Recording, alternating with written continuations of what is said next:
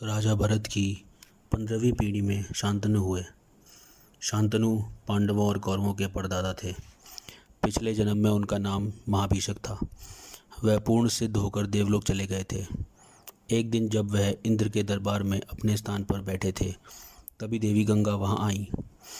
वह पल भर के लिए बेखबर हुई तो उनका पल्लू गिर गया।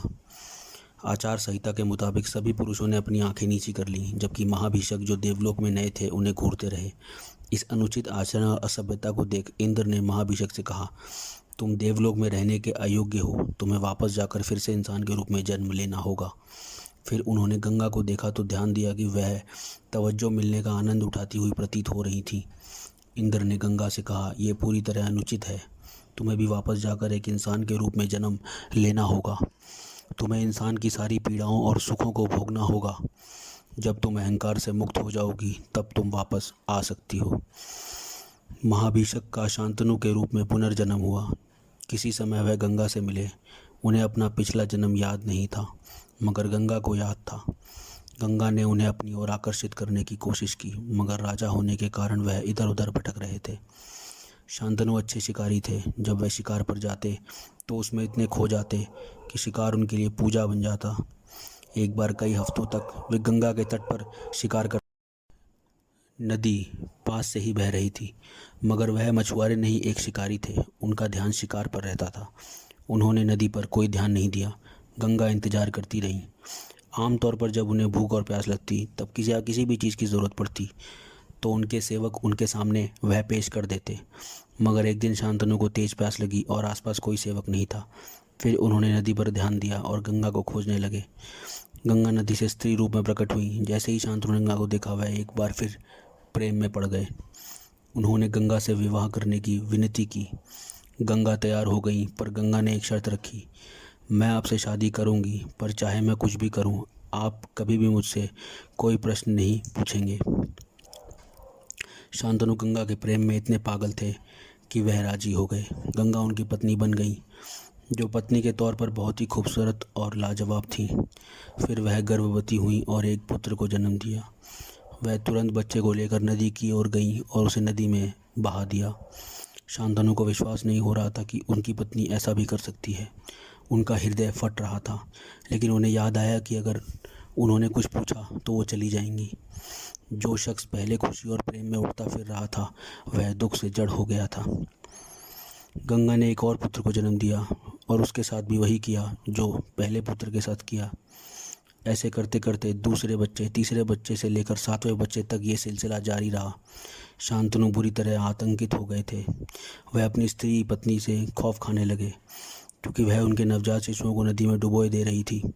जब 8वें बच्चे का जन्म हुआ तो शांतनु से सहा नहीं गया। जब वह बच्चे को डुबोने ही वाली थी तो शांतनु ने बच्चा छीन लिया। अब बहुत हो गया, तुम ये अमानवीय हरकतें बंद करो। गंगा बोली, आपने शर्त तोड़ी है, अब मुझे जाना होगा, मगर जाने से पहले मैं आपको इन सब का कारण ज़रूर बताऊंगी। गंगा ने बताना शुरू किया। आपने वशिष्ठ ऋषि के बारे में सुना होगा। वशिष्ठ अपने आश्रम में रहते थे। उनके पास नंदिनी नाम की एक गाय थी, जिसमें दैवीय गुण थे। एक दिन 8 वसु अपनी पत्नियों के साथ विमानों में बैठकर पृथ्वी पर छुट्टियां मनाने आए। वे वशिष्ठ के आश्रम से गुजरे और उन्होंने उस अविश्वसनीय गाय को देखा। एक वसु प्रभास की पत्नी ने कहा, मुझे वह गाय चाहिए। प्रभास ने बिना सोचे समझे, चलो वह गाय लेकर आते हैं, ऐसा कहकर गाय की तरफ प्रस्थान किया। एक दो वसुओं ने कहा, मगर ये हमारी गाय नहीं है, ये एक ऋषि की गाय है, इसे हमें नहीं लेना चाहिए। प्रभास की पत्नी ने जवाब दिया, कायर ही बहाने बनाते हैं। तुम गाय नहीं ला सकते, इसलिए धर्म को बीच में ला रहे हो। प्रभास को अपनी मर्दानगी याद आ गई और उसने अपने साथियों की मदद से गाय चुराने की कोशिश की। वशिष्ठ को जब ये पता चला तो उसने उन वसुओं को पकड़ लिया और बोला, ऐसा काम करने की तुम्हारी हिम्मत कैसे हुई? तुम लोग अतिथि बनकर आए, हमने तुम्हारी इतनी खातिरदारी की और तुम मेरी ही गाय को चुराना चाहते हो।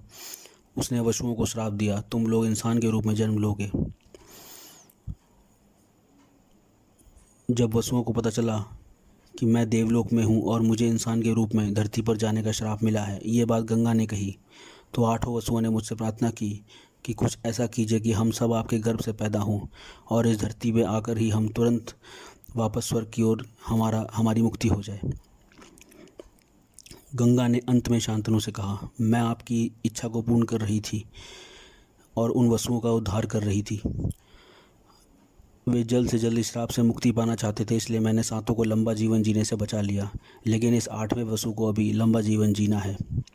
इस 8वें वसु का लगता है चोरी में मुख्य हाथ था, तभी इसको धरती पर शायद लंबा जीवन जीना पड़ेगा। इसलिए मैं इसे अपने साथ ले जा रही हूँ। 16 वर्ष का होने पर मैं उसे आपके पास ले आऊँगी।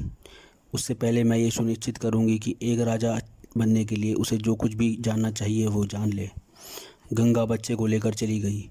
शांतनु उदास हो गए और अपने राज्य में दिलचस्पी खो बैठे। कभी कभी महान राजा रहा इंसान एक निराश और हताश व्यक्ति भी बन जाता है। वह निराशा में इधर उधर भटकने लगता है और उसे समझ नहीं आता कि वह क्या करे। 16 साल गुजर गए। गंगा ने उन दोनों के पुत्र देवव्रत को लाकर शांतनु को सौंप दिया। देवव्रत ने परशुराम से तीरंदाजी सीखी थी और बृहस्पति से वेदों का ज्ञान प्राप्त किया था। उसने सबसे काबिल गुरुओं से हर चीज़ शिक्षा प्राप्त की थी और अब वह राजा बनने के लिए तैयार था। जब शांतनु ने उस भरे पूरे युवक को देखा जो बड़ी बड़ी जिम्मेदारियां संभालने के लिए तैयार था, तो उनकी निराशा दूर हो गई और उन्होंने बहुत प्यार और उत्साह से अपने बेटे को अपनाया। उन्होंने देवव्रत को युवराज यानी भावी राजा बना दिया। देवव्रत ने बहुत अच्छे से राजपाट संभाला। शांतनु फिर से स्वतंत्र और प्रसन्न हो गए। और आगे आने वाले एपिसोड में देखिए शांतनु का सत्यवती से मिलन और भीष्म प्रतिज्ञा।